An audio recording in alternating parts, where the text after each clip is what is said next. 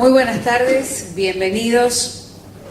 La pregunta, ¿qué función cumplen los padres? Es como pregunta urgente lo que intenta recorrer este video que acabamos de compartir.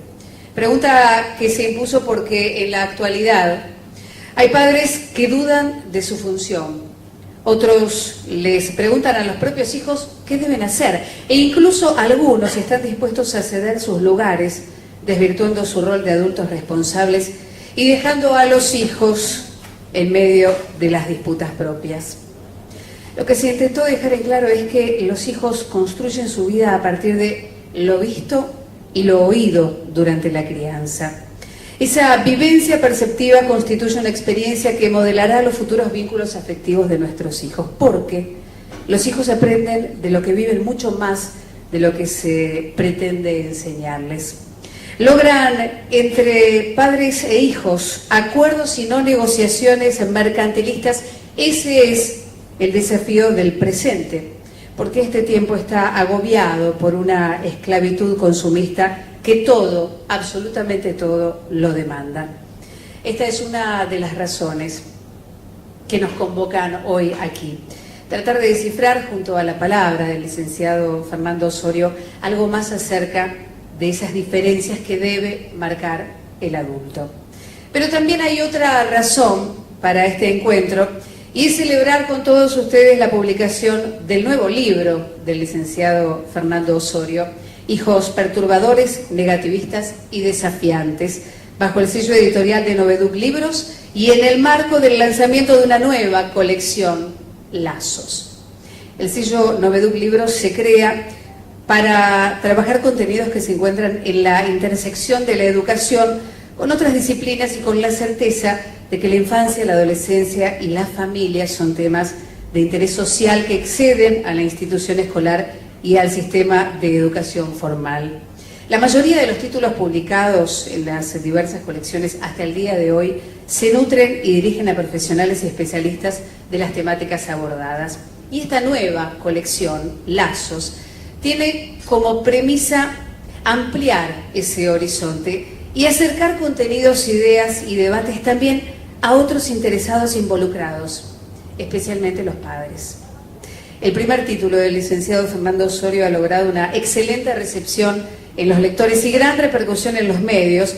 En muy poco tiempo ha confirmado la necesidad de abordajes actuales de temáticas que generan preocupación en diversos ámbitos de la sociedad respecto de la familia, los vínculos y la crianza.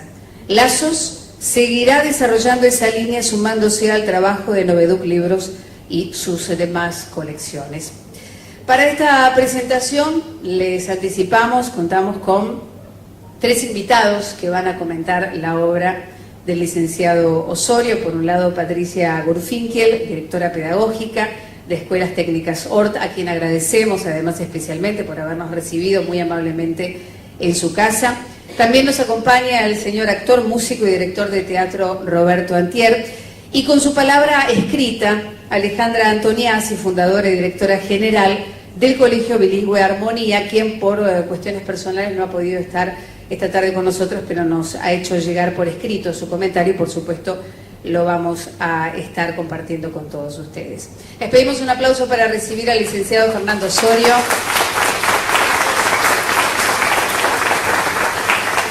El licenciado Fernando Osorio es psicólogo por la UBA desde hace 22 años, hace clínica psicoanalítica con niños y adolescentes con problemas de conducta y con alteraciones del comportamiento social.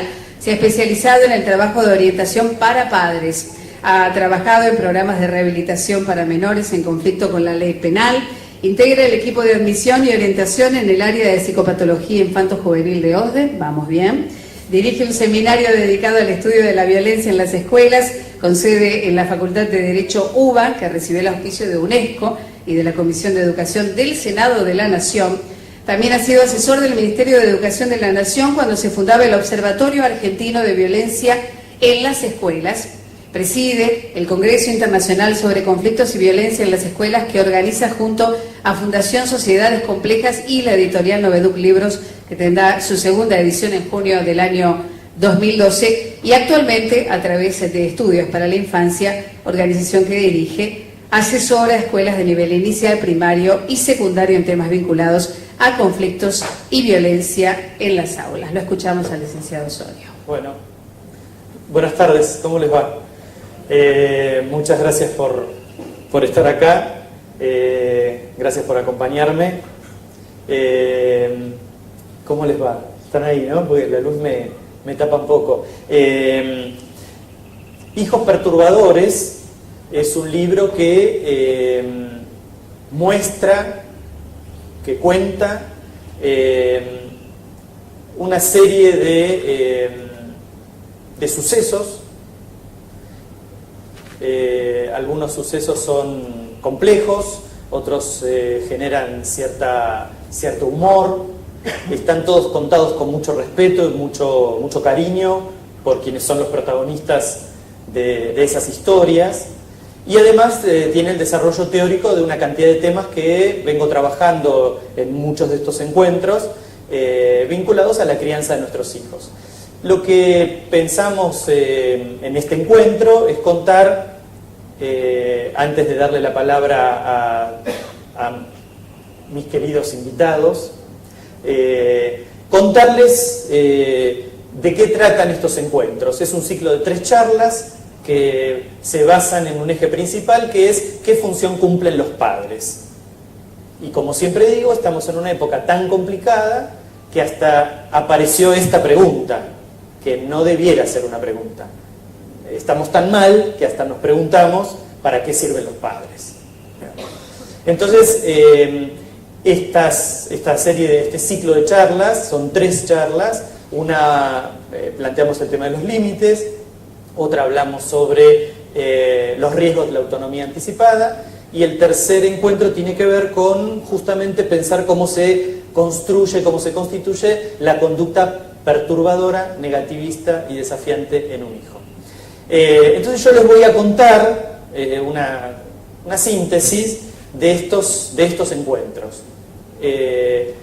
Y si surge algún comentario, alguna duda, alguna pregunta, lo revisamos al finalizar este recorrido. La primera cuestión que nosotros planteamos es repensar qué es un límite. Porque en realidad cuando nosotros le decimos a los padres en la consulta, lo que pasa es que usted no le pone límites a su hijo, el padre te dice o la madre te dice, pero mire, yo ya le saqué todos los objetos habidos y por haber que le había dado, ya lo castigué, lo puse en penitencia, lo mandé a pensar según la edad, porque a un mono de 15 años es difícil mandarlo a pensar, y a uno de 17 ni les cuento. Bien, algunos sabrán por qué lo dije. Y entonces cuando terminan de plantear todas las cosas que le sacaron a los hijos, hasta le sacan el cablecito que conecta la computadora, no sé, todas las cosas que me cuentan los padres en la consulta. Y entonces yo termino pensando que sí, que de verdad les ponen límites, que no son padres que no ponen límites. Entonces lo que intento es hacerlos pensar. Y por ejemplo yo utilizo una metáfora, que es la metáfora del enchufe, que a veces la cuento, no sé si ya la he contado acá, y bueno, el que ya la conoce no me la queme. Yo hace 22 años que atiendo niños, adolescentes y padres. Y nunca, en 22 años, me han venido a consultar acerca del siguiente tema. Licenciado, ¿dejo tocar el enchufe a mi hijo? Y, digamos, esa pregunta en 22 años nunca apareció.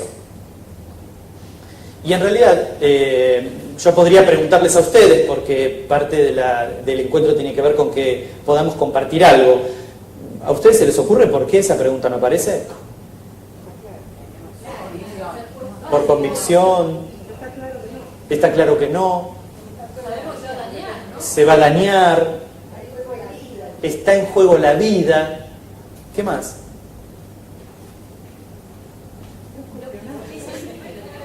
¿Cómo? Ese límite lo tienen claro, pero en principio es muy evidente y muy rápido ver cómo el pibe se electrocuta y queda, digamos, en el camino, es decir, se muere.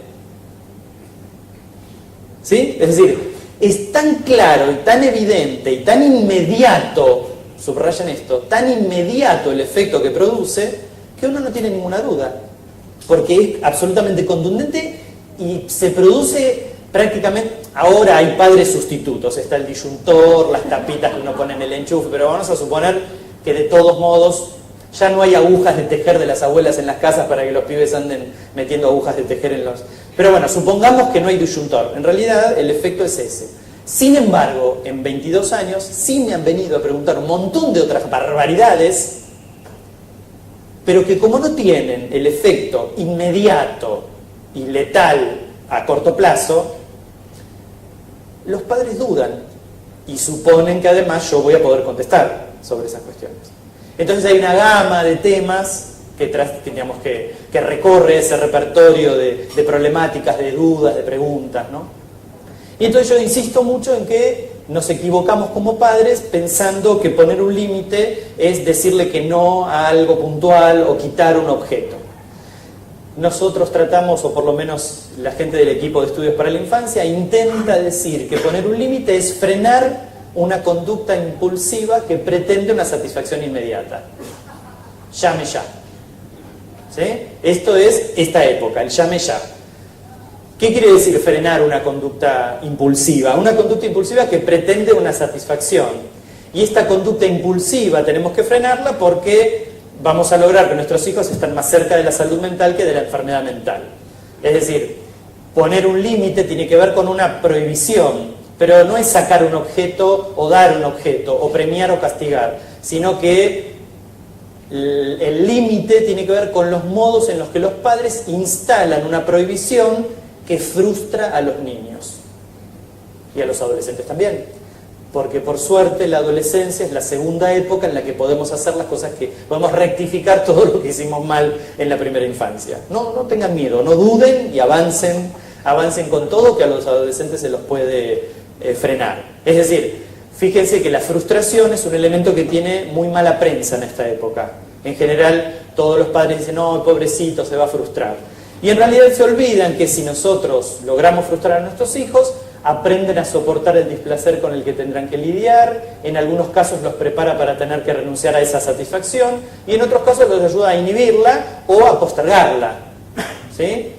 Y además, frustrar a un hijo permite disminuir su omnipotencia infantil, la omnipotencia que le hace creer a un niño pequeño, desde recién nacido, que puede tenerlo todo, que puede querer todo, que puede tener una teta permanente para alimentarse y satisfacerse, y en realidad no es absolutamente para nada conveniente que esto sea así, porque le estamos dando un mensaje absolutamente errado. Los pediatras dicen, tenga a su hijito cerca los primeros tiempos pero dicen los primeros tiempos, no los primeros 5 años. ¿Sí? Es decir, y hay algunos niños que han seguido tomando la teta hasta los 5 años. Y otra cuestión importante por la cual es necesario frustrar a los hijos es porque se van construyendo dos estructuras fundamentales para la vida, que tienen que ver la conciencia moral, que es lo que le dice a una persona qué es lo que está bien y lo que está mal, qué es lo que se puede y lo que no se puede, lo público de lo privado, y el sentimiento de culpabilidad, que es lo que en definitiva como estructura no permite que un chico cometa una acción grave. ¿Sí?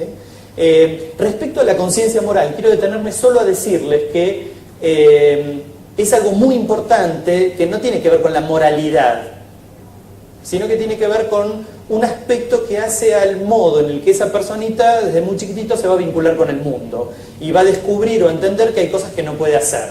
Nene, sacate la mano de ahí. ¿No? Supongo que alguna vez habrán dicho como padres esta frase, no te toques, sácate la mano de ahí. ¿Sí? ¿Por qué se supone que a un nene que está en plena satisfacción habría que frustrarlo y decirle, no, sácate la mano de ahí, no te toques? Los chicos no escuchan. ¿Ustedes están de acuerdo con esto? Porque ahora hay una nueva corriente que dice, no, deje que su hijo se toque. Nadie dice nada porque adhieren o porque... En principio, una de las cuestiones clínicas que descubrimos en el consultorio, con pacientes que vienen con problemas atencionales, vieron que está muy de moda ahora el ADD, ¿sí? Bueno, son niños que tienen digamos, exacerbada su libido, que tienen un gran desarrollo de su libido sexual y están absolutamente ocupados en ese tema, con lo cual no le prestan atención a otra cosa, ¿sí? Esta es una de las razones, si no quieren otras que tengan que ver con lo social, ¿no? Si no quieren las tradicionales, que es no te tenés que tocar en público.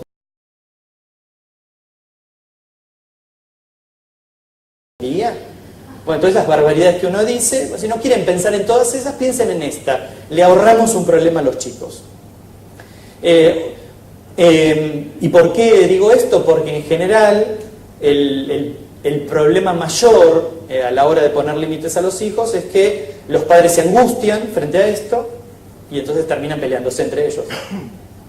Este es como un clásico, ¿no? Se lo decís vos, se lo digo yo. Che, alguna vez podría ser vos el que le diga, che, de vez en cuando le podés decir que no, ¿no? Sería como... Y esto se va, digamos, alternando. Digamos, y esto no tiene que ver con padres que convivan o no, ¿eh? Esto se desarrolla, digamos, del mismo modo, más o menos virulento en padres convivientes o no. Es decir, que la angustia es algo que inhibe la posibilidad de poner un límite. Los niños a los que no se les ponen límites... me estaba acordando que el otro día alguien me preguntó, a este libro lo precede uno que se llama ¿Qué función cumplen los padres? Antes de este libro hay otro que se llama ¿Qué función cumplen los padres?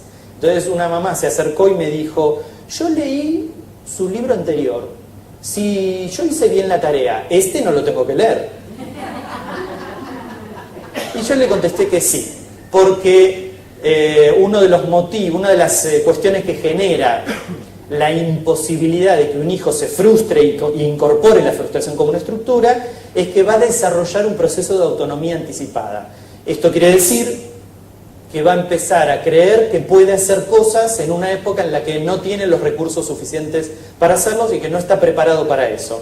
Por eso hablamos de autonomía anticipada. Está anticipada en el tiempo en el que ese hijo puede desarrollarlo. Un hijo que no ha recibido estructuralmente la prohibición de determinados impulsos y entonces aprende a regular su conducta y aprende a regular su vínculo con el mundo, desarrolla esa autonomía anticipada. Y esa autonomía, cuando es anticipada, termina siendo traumática. En este sentido, la autonomía anticipada le otorga a los chicos una sensación de impunidad bastante importante y en general se produce porque los padres llega un momento que, así, anda.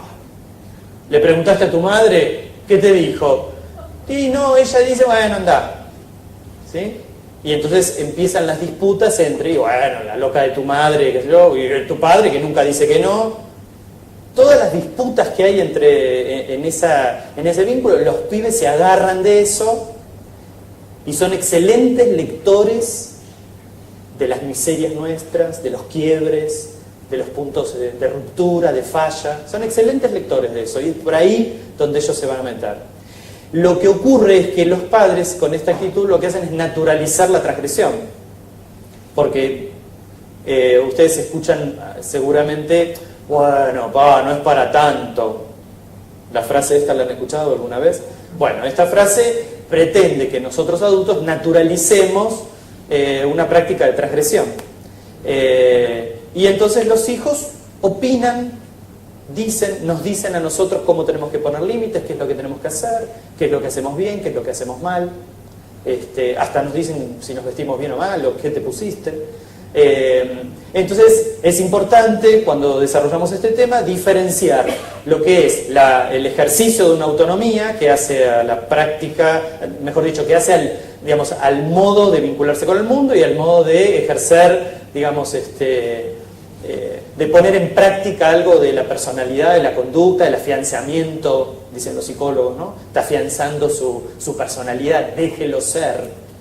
Pero otra cosa muy distinta es cuando se produce este proceso de autonomía anticipada. Entonces el déjelo ser termina siendo muy complicado porque el déjelo ser se produce en una edad en la que un pibe pide cosas que no puede hacer. Después está lo que yo siempre me meto con el mismo tema, voy a tratar de no meterme en esta ocasión, pero digamos, siempre aparecen los mismos temas. Los consumos, las relaciones sexuales, las salidas, en fin, una cantidad de temas que por una cuestión de respeto a mis hijas no voy a tocar esta noche, pero en otras reuniones no saben cómo hablo. Uno de los problemas que tiene la familia posmoderna es que fraternaliza. Hay gente de ahí que quiere entrar y no la dejan, está desesperado por saber cómo ponerle un límite. Ah, muy bien, está muy bien. Dice que no quiere. Ah, bueno, no le conviene decirle que entonces. No, pues golpeó así un poquito y para que no se frustre. La familia posmoderna fraternaliza sus vínculos. Y el problema que tiene esto, ahora está de moda que somos todos iguales. Pero no somos todos iguales. Somos todos iguales ante la ley, aunque en realidad los ricos no son iguales ante la ley que nosotros, digamos. Pero en principio se supone que todos somos iguales ante la ley. Pero solo ese es el aspecto en donde somos todos iguales, pero no somos todos iguales. Y entonces otro de los temas que tratamos de desarrollar mucho es la cuestión de la disimetría social. La disimetría social tiene que ver con las diferencias de roles, entonces no es lo mismo un padre que un hijo, no es lo mismo un docente que un alumno, ¿sí? Entonces esto lo tenemos que tener en cuenta. En la familia no hay democracia. Es así, no hay democracia. Y finalmente, aquellos que no pudieron hacer algo en la infancia para pensar su función y, digamos, concedieron esta autonomía anticipada, es probable que generen hijos perturbadores. Observen las caras de estos monstruos. Sí, es que el artista captó la esencia de lo que yo le pedí. Mira, necesito una obra de arte que cuente acerca de que, o sea, yo quiero que la gente vea esta imagen y diga, qué perturbadores, negativistas y desafiantes. Así que no sé si coinciden, pero la imagen es muy elocuente. Cierro, digamos, con esta tercera parte, contándoles que tenemos muchos problemas.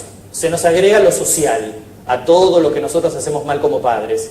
A todo eso, quédense tranquilos que no es suficiente para joder a un hijo. Digamos, lo social se puede encargar de complicarnos la vida aún más. Y una de las cosas que en general queremos transmitir es que hay una vigilancia epidemiológica sobre la infancia muy compleja. Esa vigilancia epidemiológica ha transformado las conductas de los chicos en problemas, en trastornos, en patologías. Entonces, la conducta perturbadora ya no es más inquietud, sino que ahora es un trastorno de origen biológico, que tiene un correlato seguramente en las neuronas, ¿sí? Estamos en una época en la que la medicalización avanza sobre nuestros hijos, desresponsabilizando a los padres acerca del origen de esas conductas. Si yo digo que mi hijo es un perturbador, pero tengo a la epidemiología posmoderna que me dice, quédate tranquilo que es un problema de la neurona 23 o del par genético tal, y no hay problema, vos no tenés nada que ver. Entonces no tiene nada que ver ni la madre, ni el padre, ni la maestra. ¿Sí? Primero la maestra jardinera o la profesora de nivel inicial. ¿Sí? Hay alguna profesora de nivel inicial por acá, ¿no? Dando vuelta. Bueno, esas tienen que estudiar porque ahí agarran a los pibes. Sí, materia blanda. Pero hay un discurso que se contrapone a la vigilancia epidemiológica, que es la práctica clínica y que es la evidencia clínica. La evidencia clínica nos dice tres cosas. La primera es que la conducta perturbadora siempre tiene un proceso perturbador anterior. Así que, muchachos, a ponerse a trabajar en el consultorio para encontrar ese proceso perturbador. Por otro lado, el proceso perturbador en general se desarrolla en los primeros años de la infancia. Así que hay que trabajar. Y como tercer cuestión, muy importante, la conducta perturbadora se desarrolla con tres ejes. Si no, no se puede desarrollar. ¿Cuáles son esos tres ejes? Por un lado, la relación de los chicos con los padres.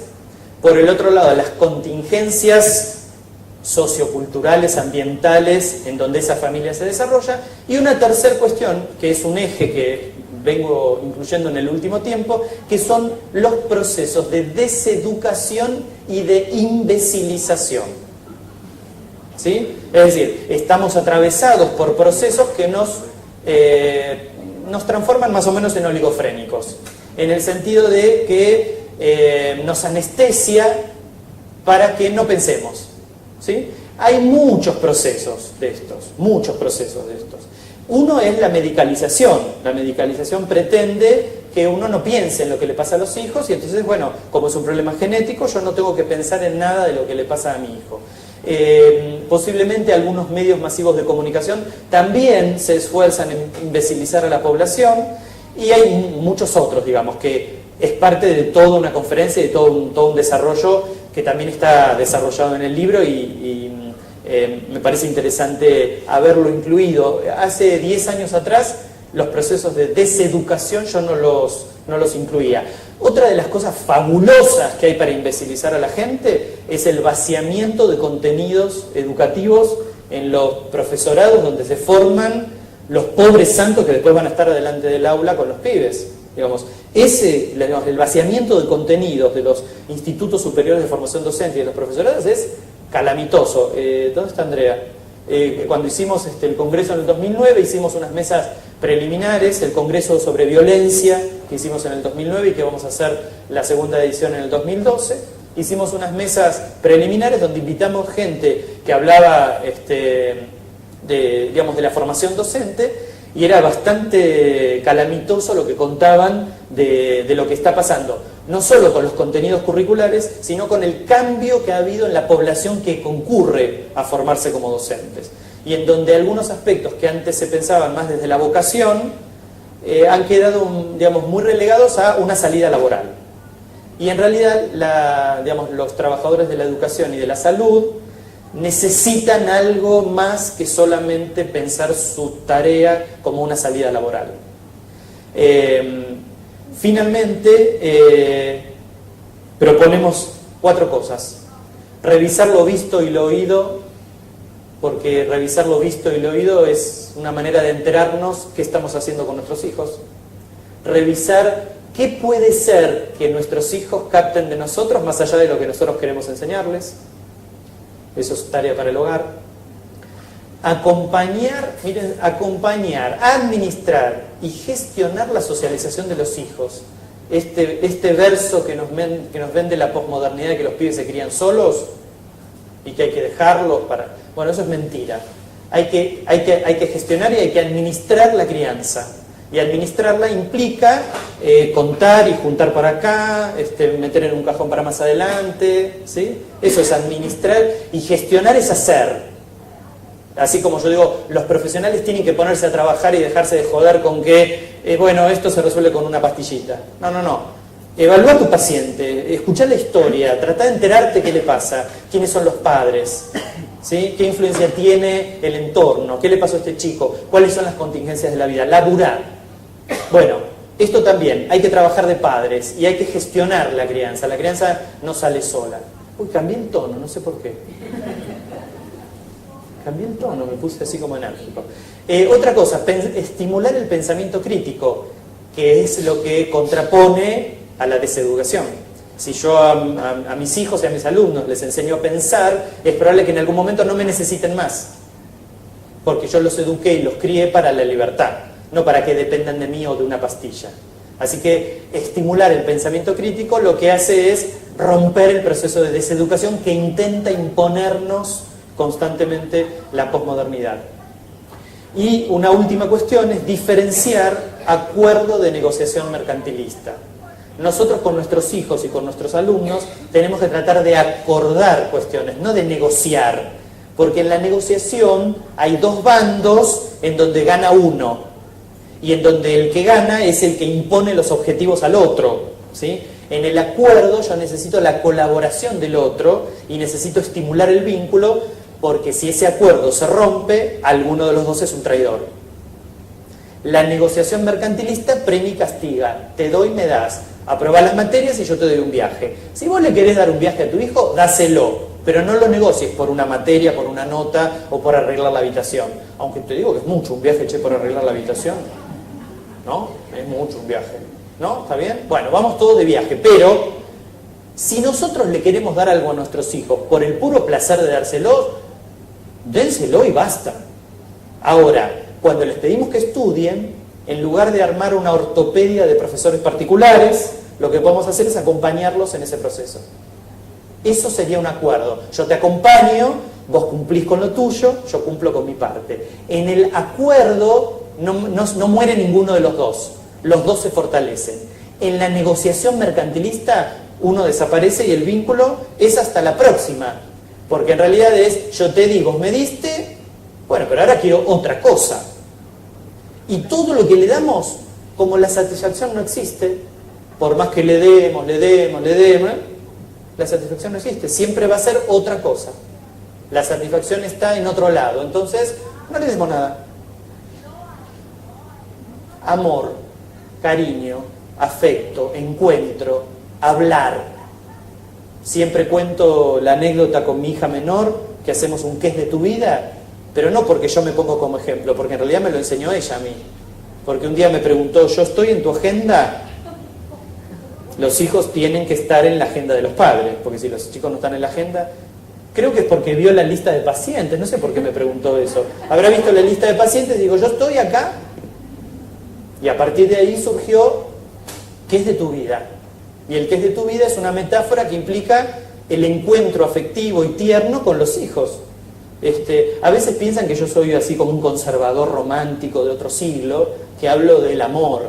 Algunos también han dicho que soy un pastor, porque hablo, menos mal que no dijeron sacerdote, pero digamos, en principio, hablar del amor, del vínculo, de la palabra, del encuentro con el otro, parece como que está totalmente perimido.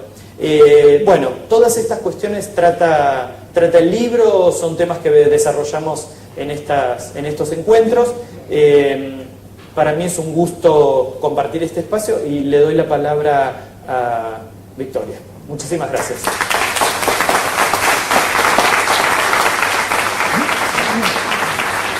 Dado que la escuela suele ser el lugar privilegiado para advertir cómo se está desarrollando la vida de un niño o de un joven, nada mejor entonces que invitar a la presentación de este libro y acercar sus comentarios a dos directoras de escuelas. Una de ellas lo hará a través de una carta de la que vamos a dar lectura en algunos minutos nada más, y la otra la tenemos aquí con nosotros, es Patricia Gurfinkel. Además a un señor padre, Roberto Antier, para que hablen en esta oportunidad y compartan sus experiencias. Los invitamos aquí al escenario. Recordamos que Patricia Gurfinkel es la directora pedagógica de Escuelas Técnicas SOR, que nos está justamente recibiendo en su casa, y que Roberto Antier es actor, músico y director de teatro. Menos mal que lo recordaste, porque hoy no vine como madre, porque no me pasó nada de todo lo que contaste. Ya están creciditos. Bueno, buenas noches a todos. Bueno, primero y principal, un fuerte agradecimiento a Fernando por esta invitación para presentar este libro. Se llama Fernando y va a ser nuestro mozo. Digo, que las presentaciones suelen ser un rito en las cuales uno da muestra de un producto, así que estamos acá para celebrar esto, Fernando. Muchas felicitaciones. Algunas cuestiones introductorias antes de contarles qué conceptos me resonaron a mí para invitarlos a ustedes a leer este libro si es que no lo leyeron todavía. Primero, es importante para mí contarles bajo qué contexto conocimos a Fernando, porque acá está parte del equipo que trabaja en la escuela. Justamente la locutora mencionó un congreso realizado en el año 2009 sobre malestar y violencia en las escuelas. Tenemos la suerte de poder participar, capacitarnos, y fuimos todos en equipete. Y una de las de los paneles en el que escuchamos, en el que participamos, nos fuimos todos con un concepto que nos resonó, que es el de autonomía anticipada. ¡Ping! Salimos de ese congreso bastante movilizados, y al año siguiente decidimos ponernos en contacto con Fernando para empezar a intercambiar acerca de ese concepto. Lo traigo porque creo que de alguna manera eso hace un poco que yo esté presente hoy, una de las puntas por las cuales yo esté presente hoy en esta presentación. Después hay otra cuestión que me interesa aclarar, que es desde dónde yo leí este libro. Yo leí este libro desde mi lugar de educadora. El libro está dirigido fundamentalmente a los padres, pero sin embargo, cuando lo leí dije, ¡ping!, otra vez este libro nos está hablando a los docentes también. En realidad nos está hablando a los adultos, dentro de la categoría de los adultos, dirigido a los padres y también a aquellos que desempeñamos que trabajamos en escuela, que trabajamos con jóvenes adolescentes, y sentí que desde este lugar de educadora, porque el libro trae conceptos que nos invita, que nos convoca y que nos obliga a seguir pensando en nuevas estrategias y en nuevos recursos para trabajar con nuestros jóvenes. Y por otro lado, coincidentemente, mientras pensaba en esta presentación, no pude dejar de pensar que se está haciendo en una escuela, que la presentación de este libro se está dando en una escuela. Por lo tanto, yo sentía que algo nos estaba diciendo y tenía que ver con esto de seguir trabajando en red, ¿no? Padres, docentes, profesionales de la salud, con los cuales también trabajamos cotidianamente. Y trabajar en red no significa reemplazar el rol de uno por el otro, no significa sustituirnos, significa complementarnos. Tampoco se trata que traslademos exactamente los conceptos que Fernando trae en su libro directamente a la escuela, sino poder pensar y poder trabajar qué de esos conceptos resuenan como para poder tener otras miradas en las aulas y con cada uno de los alumnos en particular. Yo creo fundamentalmente que este libro está destinado a pensarnos como adultos, ya seamos docentes, seamos padres, seamos profesionales de la salud. ¿Por qué? Porque tenemos que seguir aprendiendo a acompañar a nuestros jóvenes, que finalmente son los que nos van a sustituir en este camino de la vida. Luego de este preámbulo, yo quería pararme por ahí sobre 3 conceptos que a mí fundamentalmente me resonaron cuando leí el libro, y que por ahí, a partir de ello, yo los invito a leer este nuevo libro de Fernando. Uno es un concepto, bueno, que Fernando dijo claramente: no hay duda que a nuestros niños y jóvenes le pasan cosas. Ahora, es muy frecuente en todos los ámbitos, en las escuelas también, que se defina a un joven o a un niño por lo que se ve y no por lo que le pasa de verdad. Este niño es agresivo, este niño es desafiante, este niño es negativista, y no se les ocurre decir que por ahí tuvo una conducta agresiva, tuvo una conducta desafiante, hoy tiene un día en que está negativo. Entonces nosotros pensamos, esto lo hablamos muchas veces con Fernando, que una cosa es mirar qué pasa, y otra muy diferente es mirar para ver qué pasa. Esto Fernando lo toma en el libro y lo llama furor clasificatorio. Nosotros pensamos que esto es un riesgo. Nosotros pensamos que el gran desafío es pararse sobre una situación, problematizarla, hasta le diría desmenuzarla, pensar estrategias, y yo creo que hay que dejar de tener un poquitito de miedo a la palabra problema, porque las cosas pasan. Lo que por ahí nos aleja es no poder estar adentro de esa situación para poder pensar en estrategias que nos acerquen más a la resolución de ese problema. Yo creo que con este primer concepto es la primera vez en el libro, desde mi mirada, que bueno, Fernando nos empieza a decir, bueno, estén atentos, ¿sí? Ojo con el furor clasificatorio, no se queden con la primera mirada, tengan una remirada para ver cuál es el origen de esa conducta y trabajemos en red.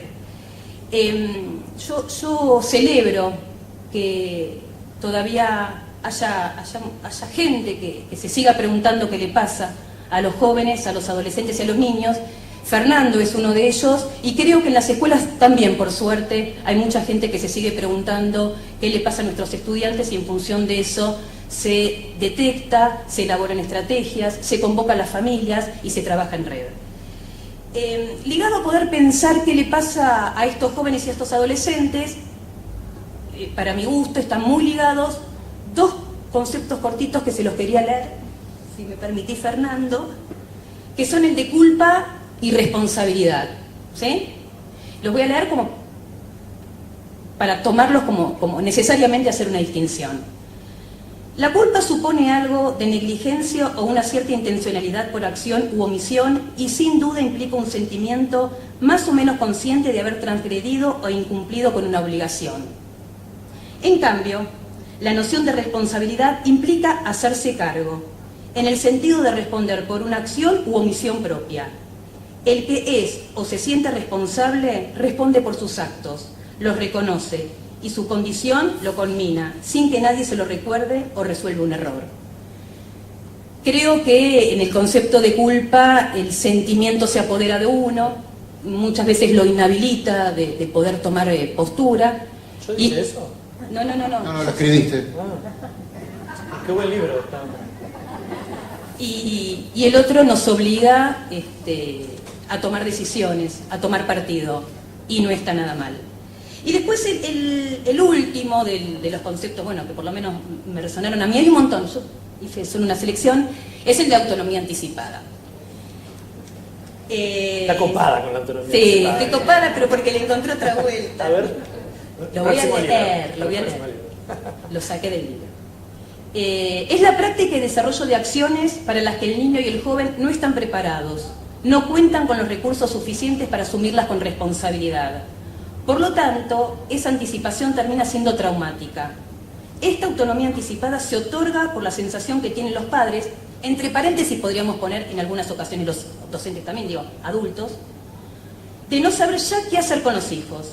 Entonces los adultos naturalizan ciertas prácticas de transgresión. Yo me puse en flujo la palabra naturalizan, ¿no? Y cuando volví sobre este concepto, digo, qué interesante, ¿no? Porque estamos hablando de la autonomía anticipada de los jóvenes, sin embargo, el concepto hace foco en los adultos. Cuando se habla de autonomía anticipada es porque de alguna manera hay un adulto que no pudo poner una palabra, que no pudo decir un basta, que no pudo marcar territorio, que no pudo marcar presencia.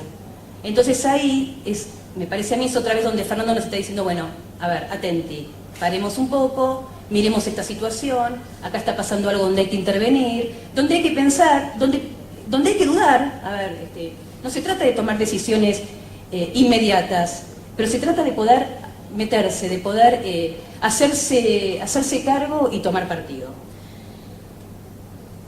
Y a mí me parece que todos estos conceptos nos remiten a la responsabilidad, que es, como les dije antes, que poder responder, que es poder tomar decisión y que poder tomar postura frente a diferentes situaciones que pasan y que si no pasan estas van a seguir naciendo otras, porque todos sabemos que el contexto bajo el cual se mueven los jóvenes es por suerte cambiante. Esto no es malo. Lo malo es mirar de afuera y no meterse exactamente adentro de cada situación. Y por último, yo creo que el libro analiza el lugar de los adultos como facilitador de una niñez y adolescencia en que la autoridad sea legítima y vigente. Y la autoridad legítima y vigente se construye con presencia. Yo creo que son los mismos chicos, los mismos hijos, nuestros mismos estudiantes los que legitiman nuestra autoridad cuando encuentran en nosotros una palabra que no siempre es el sí, pero sí que nos encuentran otorgándoles un lugar donde ellos puedan sentirse en confianza, bajo un marco de respeto, donde nos encuentren en un lugar de intercambio y donde ellos puedan sentir que puedan contar sus aconteceres. Ahora, que un niño o adolescente no se exponga frente a situaciones de riesgo, peligrosas o desafiantes, la verdad es que muestra un recurso interno que se construye desde el nacimiento. Y yo creo que este libro fundamentalmente nos aporta a ayudarnos a construir una juventud responsable y autónoma.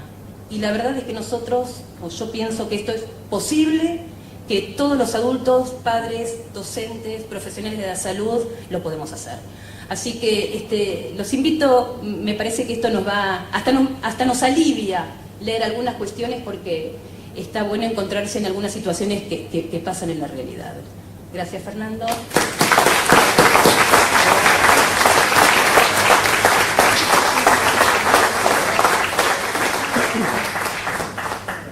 Mozo, una pascualina Pascualino. en la porción del huevo. Bueno, invitamos ahora al señor Roberto Antiere en su rol de padre a comentar el libro del licenciado Fernando Soria. En mi rol de padre, bueno. Buenas tardes, me tengo que ir. Yo lo conocí a Fernando porque mis hijas van al colegio Armonía, uno de cuyos directores está acá, y Armonía tiene la sana costumbre de hacer unos encuentros de padres que sean como un entrenamiento mancomunado entre el colegio y la comunidad de los padres. Y ahí lo conocí a Fernando y la verdad quedamos con mi mujer muy seducidos por la forma en la que tiene, con la claridad que explicó lo del enchufe, la forma clara y al pie que tiene de decir lo evidente, con tanto cuidado hoy que hay de la palabra, con tanta cosa de la opinión. Viste que la opinión está como muy exacerbada. Un tipo dice, qué lindo día hay, y 214 comentarios, no, es tan lindo día, bueno, a vos te dirás, viste que hay todo como mucha crispación, y él va al pie, va a la médula, y el libro está escrito en ese lenguaje. Lo recomiendo para la noche cuando uno se queda tranquilo y puede leerlo, lo recomiendo para la playa ahora que viene el verano, lo recomiendo, es entretenido de leer, y dice unas verdades que son estas cosas que a uno suenan obvias, no porque sea obvio lo que él dice, sino porque obviamente le das la razón, obviamente es lógico, obviamente, y está dicho en el lenguaje de mi hermano, está dicho en el lenguaje. Y un día suena el teléfono en casa y me dice si yo participaría de esta lectura, así que más que honrado, voy a leerles 3 historias breves que él eligió de distintas edades, de gente que él tuvo en el consultorio. La primera se llama La señora directora. ¿Somos 2 señoras directoras? Claro, está Alejandra Antoniazzi también, que después va a leer Victoria su comentario. ¿Me pasas el agua antes? Sí. Gracias. Es la pascualina, hay que bajarla, es una trompada en el pecho o un vasito de agua, ¿sí? Una pareja de padres consulta por su único... ¿Se entiende la dicción bien? ¿Todo? ¿Sí? Una pareja de padres consulta por su único hijo, un adolescente de 15 años. Están sumamente preocupados por una cantidad de problemas que se han desencadenado en los últimos meses y que finalmente deterioraron la convivencia familiar. Todo comenzó, según su relato, con un problema que se suscitó en la escuela a partir de un malentendido con la señora directora del establecimiento. Está entrecomillado y con itálica, así que voy a tener que hacer esto. Y así la nombraban en cada oportunidad a la que se referían a ese personaje. Una cosa llevó a la otra, finalmente nos citaron en la escuela y cuentan que fue la señora directora quien personalmente se encargó de citarlos por teléfono, cosa nada habitual en ese colegio, y contarles lo que venía sucediendo en las últimas semanas. Por el tono de la señora directora y la ansiedad con la que relata los sucesos acaecidos, los padres advierten que se trata de algo grave, con un desenlace incierto. Queda claro para ambos, al promediar la reunión a la que concurrieron, que se ponía en juego la permanencia del muchacho en el establecimiento o quizás amenazada la matrícula para el año siguiente. La primera impresión que reciben es que la señora directora está hablando de un hijo al que sin duda reconocen en la descripción de las conductas, lo que lleva a ambos a permanecer un largo rato en un silencio absoluto, casi hundidos en los sillones de cuerina marrón de la sala de reuniones en las que los esperaba la señora directora, detrás de un escritorio inmenso. Ya desde el inicio de la entrevista todo pareció comenzar mal. Al ingresar, la señora directora les llamó la atención por llegar tarde. Imagínense, si comienzo retándolos a ustedes lo que tengo para contarles de su hijo. Les dijo casi sin pausa cuando ingresaban al lugar acompañados por un preceptor que, durante todo el recorrido, casi sin pausa les dijo cuando ingresaban, que durante todo el recorrido del infinito pasillo les aseguraba lo enojada que estaba la señora directora con su hijo y que ni imaginaban lo que había hecho el muchacho. Con una verborragia imparable y una catarata de sucesos transcurrió el encuentro. Cada tanto la señora directora los interrogaba acerca de si no tenían nada para decir, mientras elevaba el tono de voz y su crispación parecía no tener límites. Es el padre quien advierte, avanzada la entrevista, que evidentemente los sigue retando a ellos. Y no solo por llegar tarde, sino por el hijo que engendraron. Entonces intenta introducir algún comentario. Comienza tosiendo.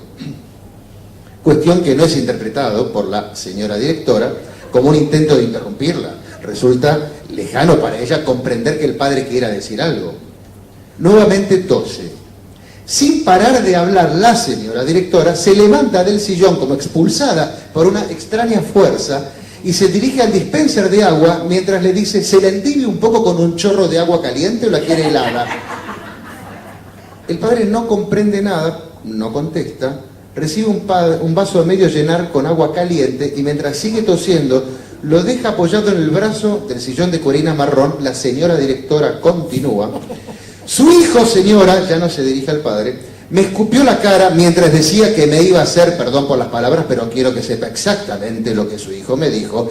Su hijo me dijo, luego de escupirme la cara, que me iba a hacer cagar. Supongo que usted entiende la jerga de los adolescentes. Hacerme cagar, disculpe la grosería, es hacerme matar en el lenguaje de los barra bravas. Cuando le pregunté quién lo iba a hacer, me dijo que era amigo de varios hinchas de un equipo de fútbol que no recuerdo, imagínese el estado de perturbación en el que me encontraba, como para que yo recuerde el equipo de fútbol. Mi hijo dice que usted lo insultó. En un tono casi inaudible se animó a decir la madre. ¡Insultarlo!, repitió la señora directora indignada mientras se levantó abruptamente. Cuestión que asustó al padre, y él también en un intento por levantarse empujó sin querer el vaso con agua que había dejado en el brazo del sillón de cuerina marrón, y así ambos de pie con la madre a punto de estallar en llanto, hundida en el sillón, se hizo un silencio que invadió todo el recinto. Yo no insulto jamás a mis alumnos, dijo categórica la señora directora, luego de superar el instante de mutismo compartido y recomponerse de la embestida que la madre había dado tan certeramente contra ella. Simplemente le dije que era un inútil y nunca llegaría a nada en la vida, completó inmutable la señora directora. Si usted considera que eso es un insulto, ¿qué queda para lo que hizo él acto seguido?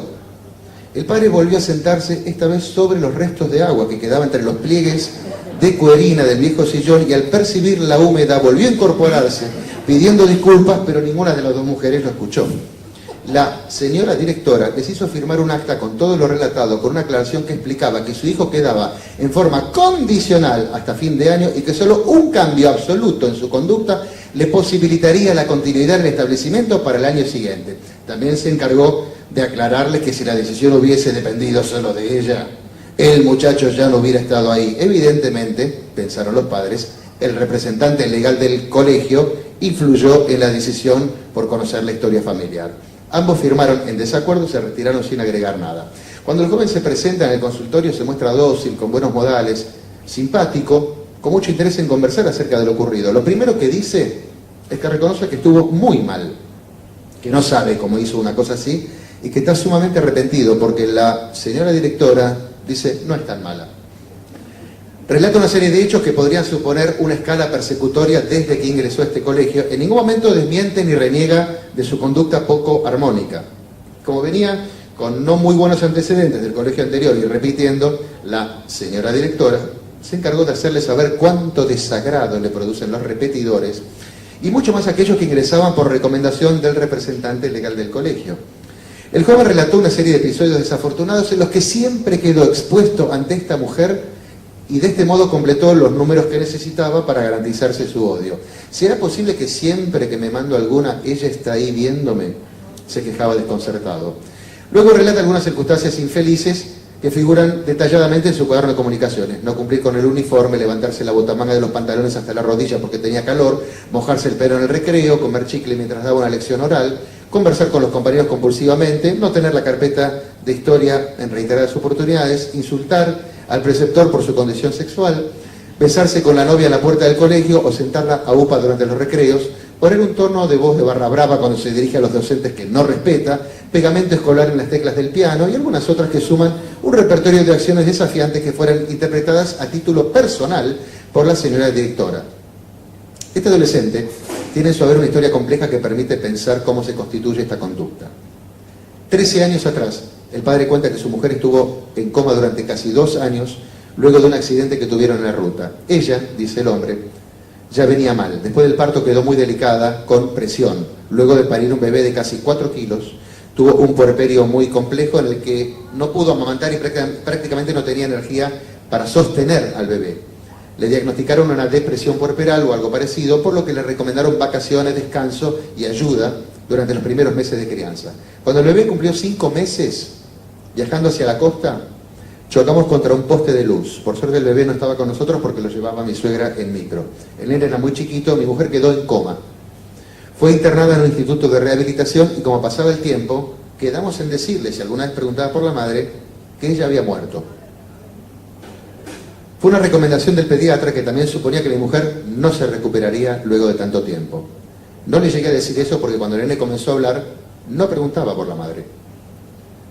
Un día ella se despertó y volvió a casa, y durante años el nene no dejó de pegarle ni de morderla. Romper todo, morder a los compañeritos en el jardín, pegarle a la maestra. Se indaga acerca de la resolución que tuvo esto, es decir, el modo en el que finalmente le contaron lo que había ocurrido, pero ellos dijeron que nunca aclararon nada y nunca volvieron a hablar del asunto. El pediatra les dijo que si el nene no preguntaba es porque no quería saber o no estaba preparado para la respuesta. El tratamiento de este adolescente se basó en posibilitar que se desarrollara un proceso de elaboración de aquella vivencia de dolor que aquel acontecimiento le había dejado. Aquel hecho, el del accidente, más el estado de coma prolongado, más el ocultamiento que se hizo y finalmente la posterior aparición de la madre, a quien el chico daba por muerta, fueron los puntos de revisión ineludibles de lo que fue el tratamiento de este joven. Todos estos acontecimientos funcionaron como un reservorio inconsciente que pugnaba por salir a la luz a través de los múltiples síntomas evidenciados en su conducta.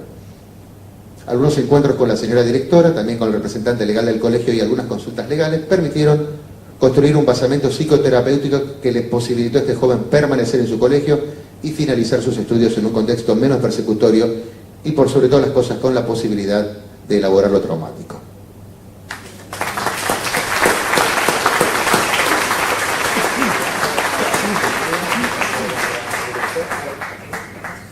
Les queremos agradecer muy especialmente su presencia aquí esta tarde a Patricia Gurfinkel y a Alejandra Antoniazzi. Sí. Vamos a leer la carta, sí, y después hacemos un intercambio, que lee la carta de Alejandro Antoniazzi. Muy bien. Y después lee otro caso. Cómo no. Si me permite, licenciado, también le queremos contar a la gente aquí presente que Roberto Antier está protagonizando junto a Pablo Novak una, que sepamos todos, un tributo a Gachi Ferrari, una obra que recopila vivencias de los 70 y de los 80 y que nos enfrenta con lo que la tecnología moderna ha desplazado, recomendada para llorar de risa y para emocionarse en Clásica y Moderna, un bellísimo lugar de la ciudad. Complementario de las charlas de Fernando, esto de la imbecilización como era antes, ¿no? Claro. Muy bien. La carta con comentarios respecto del libro del licenciado que nos envía Alejandra Antoniazzi. Que es la directora del colegio. Exactamente, Armonía. es la fundadora y directora del colegio bilingüe Armonía. El haber leído todos sus libros, dice Alejandra Antoniazzi, me permite de alguna forma seguir su recorrido como escritor. El libro anterior, ¿Qué funciones cumplen los padres de un niño?, es la antesala de este último. Podría decir que vienen enlazados, con la diferencia que en Hijos Perturbadores uno se encuentra con un Osorio que ya se mete más de lleno en distintas problemáticas específicas, compartiendo casos puntuales, llevando al lector a través de la pregunta y dando respuestas, no recetas, de lo que hoy tantos padres, directivos como maestros, estamos necesitando. Se vislumbra de una forma particular su experiencia en el recorrido de instituciones y su inserción en múltiples equipos de investigación. No es el típico libro de un profesional que conceptualiza o contextualiza determinados temas solamente, sino que los puede acercar al lector con claridad de argumentos. Como decimos los que hacemos escuela caminándola, tiene la facilidad de integrarse rápidamente a los equipos de trabajo, dejando de ser el asesor experto que viene a decir lo que hay que hacer o a diagnosticar. Se involucra como uno más, pero sin perder esa condición o rol por el que se lo convoca. Tiene la capacidad de generar una confianza tal que nos permite a los que trabajamos en educación, y acá sumaría también, por supuesto, a las familias, entregarse en una charla o a un desayuno para padres a través de una participación activa.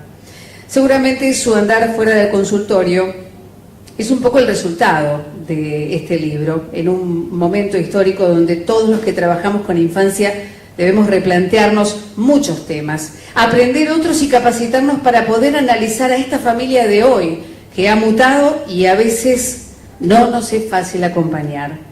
Creo también que toca en forma interesante el tema de la posmodernidad y de la globalización, ya que obviamente van de la mano o son de alguna forma el origen de estas transformaciones, brindando pautas o respuestas que no solamente apelan al sentido común, sino que nos hacen volver a las fuentes. Por eso, antes me refería a la suerte de vivir en esta época, donde estoy convencida que estos choques generacionales quizás más fuertes, estos nuevos desafíos, son los que nos invitan a volver a recordar ciertas estrategias o miradas para repensarlas en el hoy. Los ejemplos de casos actuales y diversos en los que abunda el libro son muy generosos para comprender determinadas conductas y vernos reflejados en muchos. Hijos perturbadores, negativistas y desafiantes, goza de un lenguaje que sin perder lo académico tiene la sencillez que estoy segura llevará al lector a pensar o reflexionar que tener presentes determinados ejes o pautas puntuales a la hora de la crianza o de estar frente a un aula nos permitirán criar hijos con mayor placer y ejercer la labor de docente con más amor y comprensión. Como él mismo expresa, saber de qué se trata para saber cuál es el origen de lo que está pasando. Alejandra Antoniazzi, la directora y fundadora del Colegio Bilingüe Armonía, a quien le agradecemos el texto que nos envía, no pudo estar aquí presente. Un poquitín más agudo. Ahora este se llama hacerse pis es lo de menos. Una madre consultó por su hijo de 5 años, que además de hacerse pis era considerado en la escuela a la que concurría como insoportable. La maestra jardinera decía que no lo toleraba más y que todos sus compañeritos se quejaban por lo molesto que era. La madre, en cambio, decía que su hijito era un encanto, que con ella era sumamente amoroso, le hacía caso, tenía una excelente relación, entendía que hacerse pis era un problema, pero a ella no le molestaba lo más mínimo. En apariencia, según los dichos de esta mujer, el problema de su hijo lo tenían los demás, no ella. Y que concurría a esta consulta porque le habían dicho que podía encontrar una respuesta al tema del pis del hijo. Esta mujer hablaba con un timbre de voz absolutamente estridente y agudo, y todo lo decía en diminutivo. Francamente parecía una persona débil mental, aunque resultaba evidente que no lo era, sino que representaba un estereotipo de la madre, toda madre, práctica y abnegada que ha dejado de ser mujer. Resultaba muy complejo poder transitar la entrevista, dada la persistencia en su modo de hablar, que aturdía, a pesar de hacérsele alguna indicación para que hablara en forma más tranquila y pausada.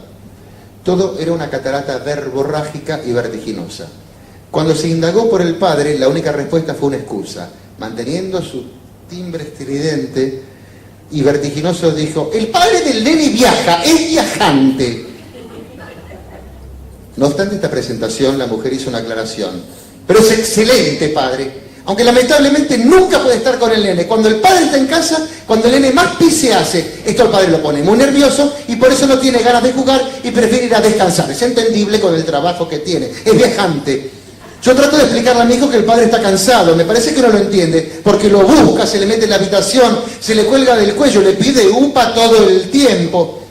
Lo persigue si va al baño, o si pretende sentarse upa cuando le sirve la nena, porque el padre prefiere cenar solo, porque el nene hace mucho desastre para comer, él se pone nervioso. El niño concurrió a una entrevista con su madre, que pretendió ingresar al consultorio y se sorprendió cuando se le indicó que debía guardar en la sala de espera. Muy bien vestido y con las manos dentro de los bolsillos, con una actitud que en la jerga regional latina nombramos como cancherito, ingresó, preguntó dónde sentarse. Se le indicó una de las sillas cercanas al escritorio. Inmediatamente preguntó si podía sentarse en el diván. Se le respondió que no. Entonces, sonriente, dijo: entonces me siento en el diván. Ante su intención de ir a sentarse al diván, se le dijo nuevamente que no. Si el niño no hubiera preguntado nada, seguramente no hubiera existido ninguna indicación. Al preguntar y recibir una respuesta, mostró su intención de transgredir lo que el adulto le indicaba. Este niño mostró de entrada que no estaba muy dispuesto a someterse a la palabra de un adulto que no fuera la madre. Ya sentado en una de las sillas cercanas al escritorio, observaba el lugar y sonreía. En ese momento preguntó: ¿vos sos el doctor que le cura el pis a los chicos? Lo hizo con tono intimidante, como preparando la situación por si ocurría la incontinencia en ese preciso momento. Ante la pregunta formulada, se indagó cuál era el origen de ese interrogante. Sin contestar, siguió recorriendo el lugar con la mirada. Mientras tanto, no se le preguntaba nada, con la intención de no predisponer una respuesta ni condicionar el tema que él quisiera abordar. Dado que no volvió a insistir sobre el tema del pis, se le planteó a modo de encuadre que en ese encuentro podía conversar, jugar, dibujar, que podía disponer de algunos materiales, juegos y juguetes para hacerlo cuando él lo considerara. Sin contestar, seguía mirando el lugar. Mientras tanto se escuchaba, más allá de la puerta, desde la sala de espera, a la madre que con su timbre de voz estridente y vertiginoso conversaba, más bien gritaba, con una amiga por teléfono sobre las últimas novedades de una telenovela y sobre el entusiasmo que le daba saber lo que le pasaría a la protagonista esa misma noche. Se escuchaba, aumentado por el silencio que se había instalado dentro del consultorio con el hijo, el relato de la madre que entraba en detalles de cómo iban a concretar el coito los protagonistas de la novela. El niño sonreía y en su gesto de contención parecía que iba a estallar en una carcajada, no simplemente sonreírse. Quedaba claro que el niño comprendía muy bien lo que vociferaba la madre con la amiga. También se escuchaba a la secretaria que intentaba con diferentes estrategias ocultar el contenido de los dichos de la madre, aumentando el volumen de una radio o poniéndose a tararear una melodía o haciendo ruido con los ficheros. Dentro del consultorio el niño mantenía todo el tiempo las manos en los bolsillos, balanceaba las piernas que no tocaban el suelo, y luego de un momento de silencio se escuchó ¡boludo! Con un sonido metálico electrónico. De fondo la madre seguía conversando con la amiga. El niño colorado parecía reventar por la risa que le provocaba el insulto o tal vez la situación misma. Luego de unos segundos más se volvió a escuchar ¡boludo! Y así 2 o 3 veces más. Con cierta sorpresa se advirtió que el niño accionaba un dispositivo que mantenía en el bolsillo cada vez que se escuchaba el insulto. Luego mostró el aparatito con gesto cómplice, procurando comprensión. Sin hacerle ninguna aclaración, se decide concluir la entrevista con la intención de poner en acto un límite allí donde este niño creía que podía insultar, reírse a carcajadas, sonreír y que nada pasara, como con la madre. Y de paso frenar la catarata de barbaridades que la mujer conversaba con la amiga por teléfono en la sala de espera que mantenía a la secretaria en vilo. Se le dijo al niño que la sesión había concluido y que era posible, si así lo deseaba, que volviera en otra ocasión. Dado que el niño no preguntó nada acerca de esta interrupción, no se le explicó nada, pues, a buen entendedor, el niño no se levantó de la silla, miró con extrañeza y antes de abrir la puerta se le explicó que había algo importante para decirle y que ese algo se trataba de un descubrimiento que se había hecho precisamente en ese momento mientras él se reía y accionaba el aparatito de los insultos. Se le dijo que el descubrimiento tenía que ver con que era muy evidente, porque él pensaba que los adultos eran todos boludos. De esta manera, con esta intervención se calculaba revelarle con palabras algo que para él estaba planteado como un juego. Ese juego tenía que ver con que algunos adultos hablaban como boludos, lo trataban a él mismo como un boludo. Se impostó la voz con la estridencia que mostraba la madre dirigiéndose a él en diminutivo, como si fuera un bebé, tal como lo hacía habitualmente. El niño abrió los ojos, o sea, él la imitó a la mamá, y el chico la miró con los ojos abiertos, con gran asombro. No podía creer que alguien estuviera imitando el tono de la mamá. Luego el asombro dio lugar a una media sonrisa que rápidamente volvió a desdibujarse cuando se continuó con la interpretación de su acto con el aparatito de los insultos. También se le comentó que otros adultos boludos viajaban y nunca estaban con él para jugar o saber cómo estaba. Y que los mismos boludos cuando se quedaban en la casa decían que estaban cansados. Los adultos boludos parecían poder controlar toda su vida o incluso descuidarla, pero había algo que no podían controlar ni dominar: el pis. Así que parecía bastante lógico que él pensara que los adultos fueran boludos. Ante su gesto de bronca y su comentario acerca de que no quería concurrir más a ese consultorio, se le dijo que resultaba francamente una pena que él decidiera no concurrir más, ya que esa era una gran oportunidad para que descubriera que no todos los adultos eran boludos y que tal vez en este espacio se pudiera solucionar el problema del pis. Con el transcurrir de las semanas el niño dejó de hacerse pis, comenzó a controlar mejor su impulsividad dentro del ámbito escolar, pero lo que a la madre la sorprendió mucho fue que con ella la actitud había cambiado y ya no era su nene amoroso, ahora era a ella a la que trataba mal y la imitaba cuando le hablaba en diminutivo. Se podría decir que la trataba del mismo modo con el que ella lo había tratado hasta ese momento, como un boludo.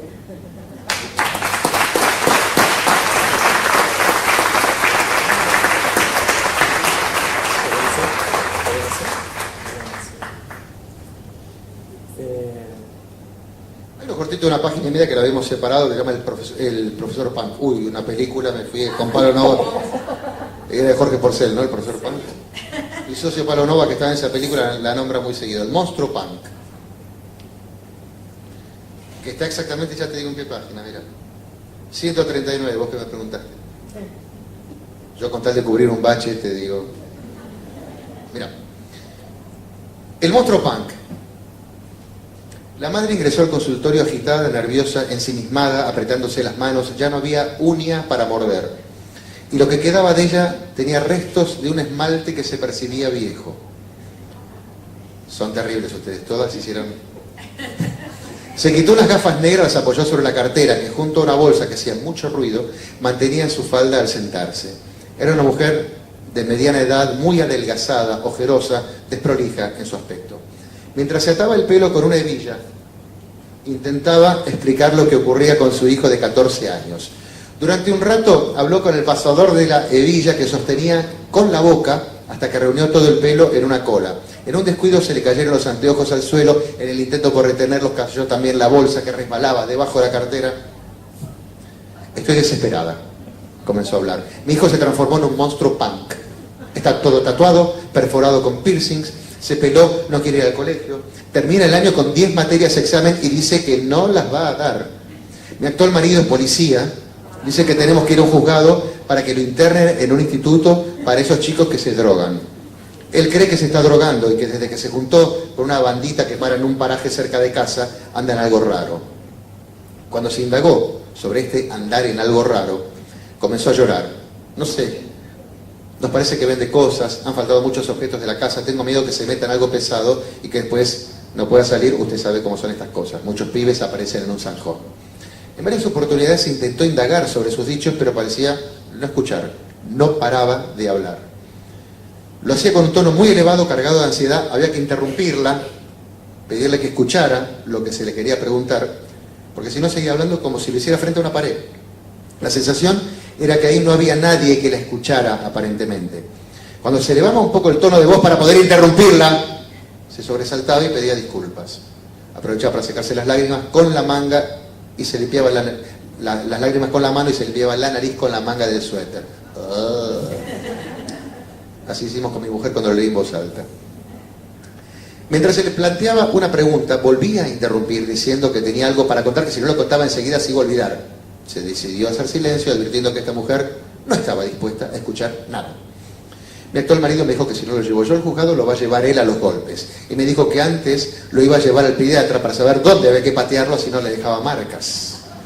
Pero en realidad después me dijo que lo llevaría para que nos aconsejaran y por eso es que pedí esta consulta.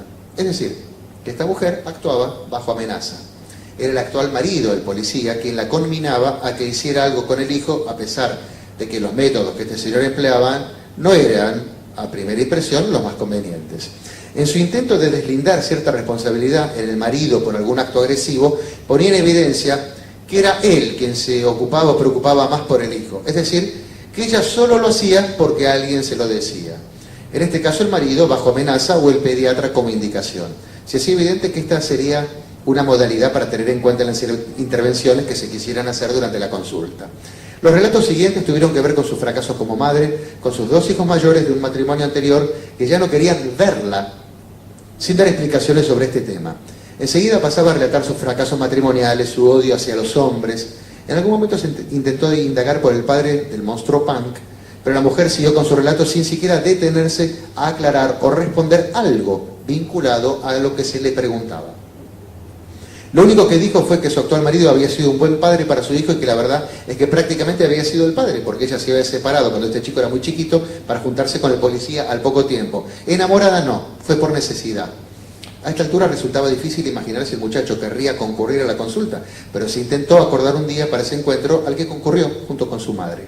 Lo que más llamó la atención fue encontrarse con un muchacho bastante bien vestido, con su uniforme deportivo típico, con la gorra que tapa la pelada reciente y unas zapatillas de resortes, aseado, de buen aspecto, un arito en la oreja, otro en la ceja. Por el cuello de la remera asomaba un pequeño tatuaje de un dragón. Al ingresar al consultorio con indiferencia, el joven esquivó el saludo y con gesto de desagrado empujó la silla donde se lo invitó a sentarse. Vos te tenés que fumar cada cosa también. La madre miró aterrada. Lo bueno de este libro también es que decís, no estoy tan mal en casa, ¿no? No deja de ser un parámetro. La madre miró aterrada mientras se le indicaba que no dijera nada. En cuanto intentó comenzar con su ansiosa verborragia, se le sugirió con cierta convicción que ese era el momento de escuchar al hijo. El muchacho se sentó colocando la silla lejos de la madre, apuntando prácticamente a la pared. Para el armado de la historia clínica se le había solicitado la derivación del pediatra que la tenía que traer ese día. La mujer comenzó a revolver la cartera mientras balbuceaba unas disculpas porque creía haberla olvidado nuevamente, pero insistía con la búsqueda. Luego de un rato tenso de búsqueda y disculpas, se puso de pie, volteó todo el contenido de la cartera en el diván, que se limpiaba con la manga, imagínate los ácaros que salieron de ahí, mientras seguía diciendo, ahora en tono elevado, que no podía ser que se la había olvidado nuevamente. Se le dice que no hay inconveniente, que la puede traer en otra oportunidad, que lo mejor era empezar la entrevista, que para eso vino el hijo. Ella parecía no escuchar nada y ensayó varias explicaciones diversas acerca de los motivos por los cuales podría haberse traspapelado la derivación del pediatra. Incluso le preguntó al hijo si recordaba dónde la podría haber dejado. Hasta aprovechó para acusarlo de haberla distraído en el momento de salir para el consultorio. Siempre contó cosas. Primero, sos el egoísta, te dije, estaba ocupada, pero vos insistías, porque lo único que te importa son tus cosas. Lo demás que se mueran. Así te va a ir en la vida. El muchacho empezó a agitarse, se mordía las uñas, se apretaba las manos, mientras revoleaba los ojos, suspiraba ansioso, los mismos gestos de la madre. Empujó la gorra como para hundir su cabeza adentro, la visera le tapaba los ojos. La madre, sin advertir nada, siguió lo suyo buscando el papel. De modo enérgico, casi con un grito, se detiene la escena de desborde de la madre, que miró sorprendida por el tono de voz con el que se la frenó. El muchacho, también sorprendido por lo abrupto del tono, miró asustado, sus ojos aparecían por debajo de la gorra, y luego miró a la madre, que también se había quedado en silencio. Se le pidió enérgicamente a la madre que parara ya de buscar ese papel. Y se le dijo con convicción que evidentemente no estaba dispuesta a escuchar a nadie. Y lo peor es que ella misma había dicho en la primera entrevista que el monstruo era el hijo. Mientras la madre se tapaba la boca como si hubiera escuchado algo siniestro, el muchacho observaba la situación y su rostro ahora parecía el de un niño asustado y al borde del llanto. En la búsqueda de límites, nadie en esta familia había advertido a qué respondía esa necesidad de mostrarse transgresor.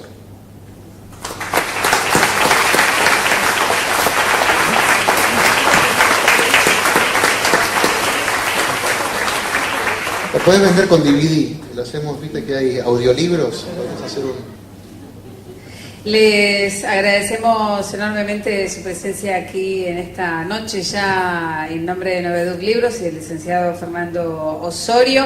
Y antes de irse, por supuesto, los estamos invitando a compartir con nosotros un brindis para celebrar esta nueva publicación. Muchísimas gracias a los invitados también, por supuesto. Gracias, licenciado Osorio.